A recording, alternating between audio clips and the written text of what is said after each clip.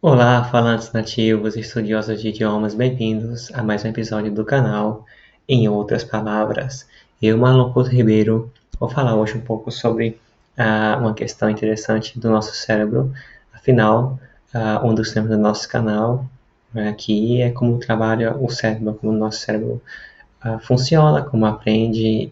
Lembremos que eu não sou psicólogo, nem sou especialista da área, mas leio sobre o assunto, me interessa, sou professor de idiomas, estudo de idiomas, e hum, isso faz com que esse tema do cérebro seja parte, digamos, não só do meu interesse, mas do meu trabalho, afinal, com o ensino e com o aprendizado, não tem como não usar o cérebro. Então, o que significa aprender?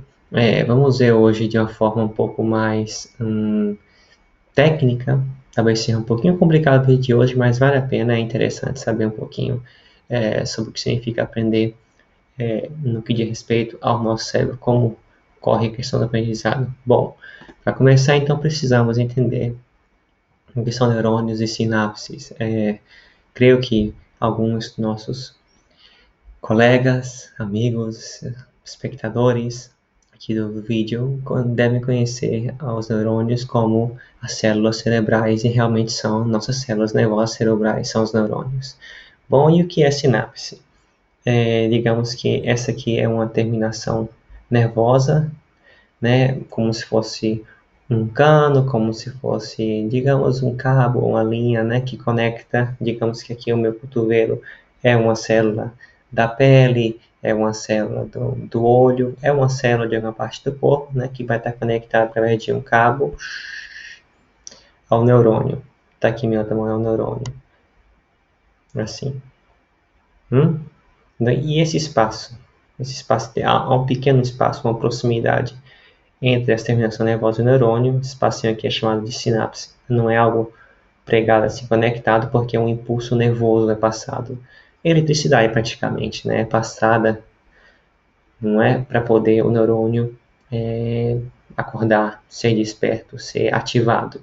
O neurônio correspondente à ação, ou digamos, à reação que você deve ter diante da ação que ocorreu aqui na célula. Por exemplo, aqui na célula da pele, né? Ó, já que eu estou mostrando aqui o cotovelo, digamos que eu bato o cotovelo sem querer em algum lugar, nossa reação natural, isso ocorre em uma fração de segundos, é levantar assim o braço, não é? Isso é uma reação que é feita graças aos neurônios que foram despertos, que foram ativados devido a esse impulso nervoso. Porque o que ocorreu aqui, que você sentiu, essa pancada, se transforma no nosso cérebro em impulso nervoso, que faz com que os neurônios responsáveis pela reação que se deve ter a essa ação, a esse estímulo, despertem, fiquem ativos e façam com que você reage de forma adequada, né? Sem ter que pensar nisso. Isso que é interessante, né? É um reflexo. Você não tem que decidir conscientemente, eu vou tirar a minha mão da caneca quente ou do ferro quente que eu acabei tocando sem querer. Não. Graças a Deus você não tem que pensar nisso.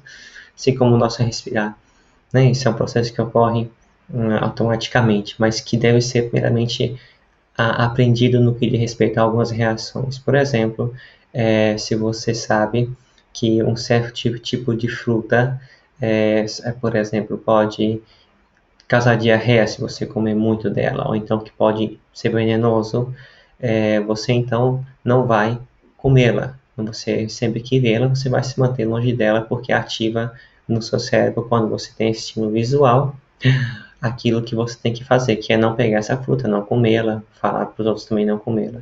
Bom, e por que tem aqui um desenho da RAM? Porque de uma forma muito, muito, muito simplificada, para poder a gente entender melhor como é que funciona é, essa transmissão, né, do estímulo exterior, e aí que vira um impulso nervoso e vai até o nosso neurônio.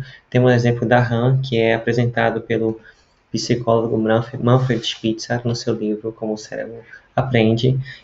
Tem aqui no livro dele, mas eu fiz aqui um esquema no meu caderno. Ele fez no computador, mas eu gosto tanto de papel, né? Vamos colocar aqui.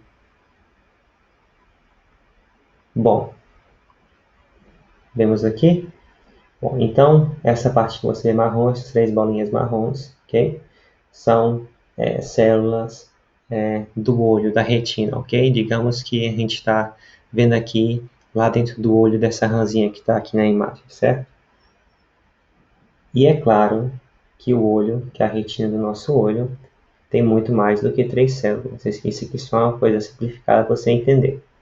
E você vê ali de azul, 3 bolinhas que são 3 neurônios ligados, ok?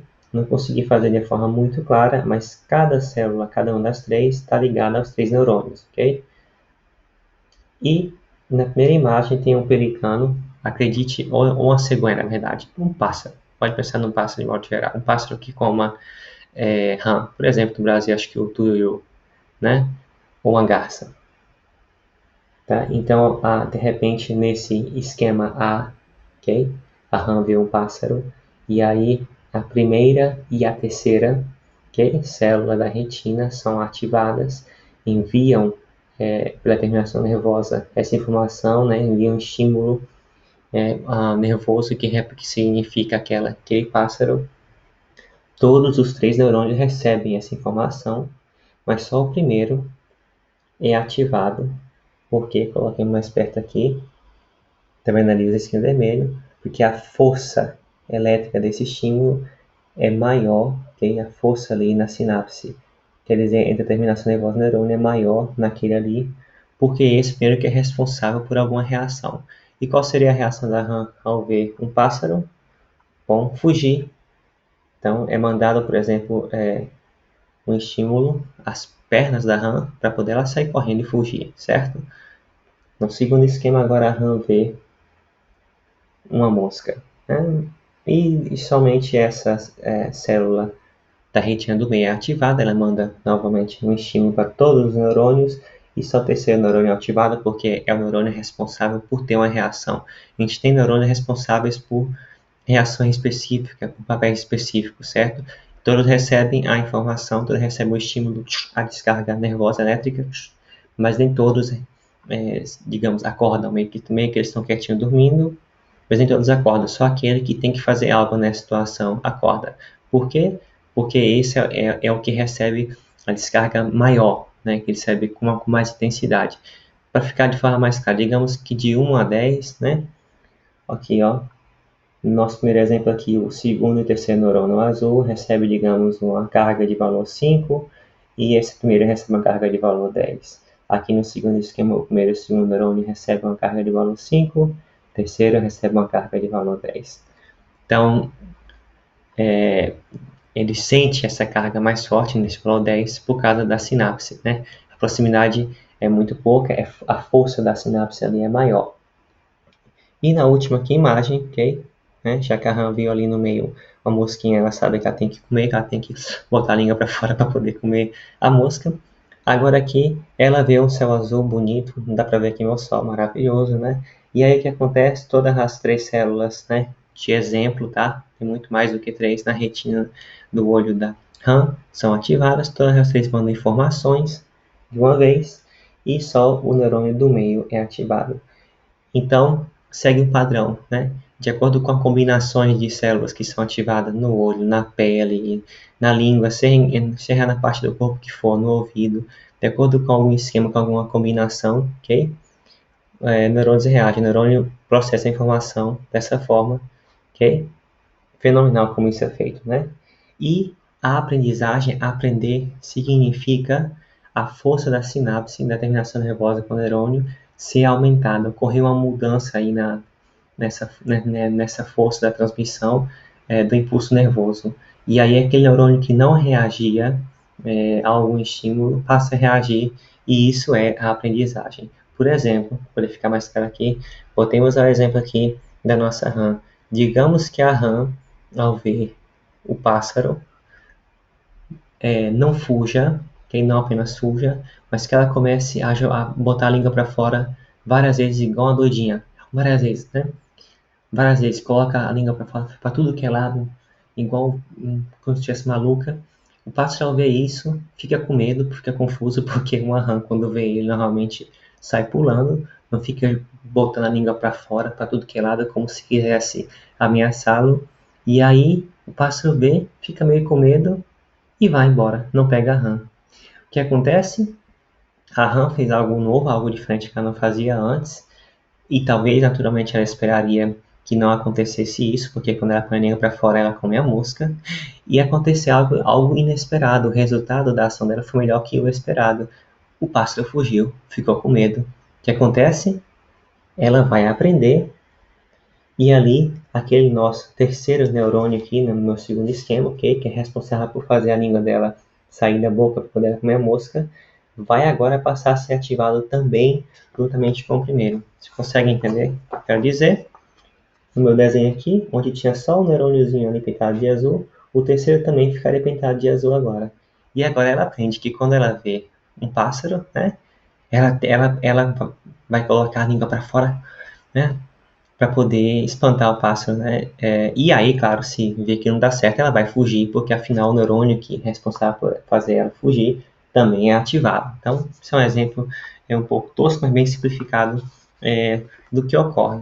Então, novamente dessa maneira, né? Entrei no meu segundo ponto, esqueci de mostrar a imagem. Então, a força de transmissão é aumentada, ou seja, não é que o neurônio é criado quando você aprende, mas um neurônio que tem alguma outra função passa também a ter uma função nova. E isso faz com que realmente, quando você começa a aprender alguma coisa, você, digamos que perca a proficiência em algumas outras coisas, tá? Isso ocorre realmente. Por exemplo, hoje em dia eu sinto-me um pouco mais fraco com a matemática. Claro que eu entendo matemática, mas acho que já fui melhor na época de escola. E depois que comecei a aprender isso, né, lendo sobre como o cérebro funciona, fiquei tranquilo, percebi que isso é algo natural, ok? Então, se você sentir aí que está estudando algum tema, não sei, apenas idioma, alguma coisa, e se você acha que perdeu um pouco de proficiência em alguma área, realmente isso ocorreu, porque os neurônios, nossos, digamos, não são criados neurônios novos. Novas conexões são criadas com o neurônio existente. E aquele que tinha uma função X vai passar, além de ter essa função X, ter uma função Y, e quanto mais você praticar e treinar essa área, ele vai mais se focar na função Y e deixar a função X um pouco de lado, né? Ou seja, o espaço do nosso cérebro que é utilizado para poder você trabalhar com aquela, como, digamos, tocar aquele instrumento, usar a máquina tal, fazer o esporte tal, esse espaço no seu cérebro que é responsável por poder fazer você conseguir realizar essa atividade é aumentado. Quer dizer, neurônios que são responsáveis por outras coisas passam também a ficar envolvidos. E por isso, quando você treina muito tempo um instrumento, um idioma, você fica realmente muito bom. Você realmente tem muita proficiência, mas você deixa de ter proficiência em algumas outras coisas. Quando as pessoas dizem que não dá para aprender tudo, realmente não dá para dominar tudo, ou ter todos os talentos possíveis. Isso é verdade, isso não é apenas algo negativo ou um mito, isso realmente é refletido no nosso cérebro. Então, espero que hoje o tema tenha sido interessante, espero que tenha sido claro, não tenha sido tão confuso. Pode deixar suas perguntas, comentários aqui embaixo do vídeo, não esqueça de dar o like, compartilhar com amigos e até a próxima. Muito obrigado, galera, tá, galera?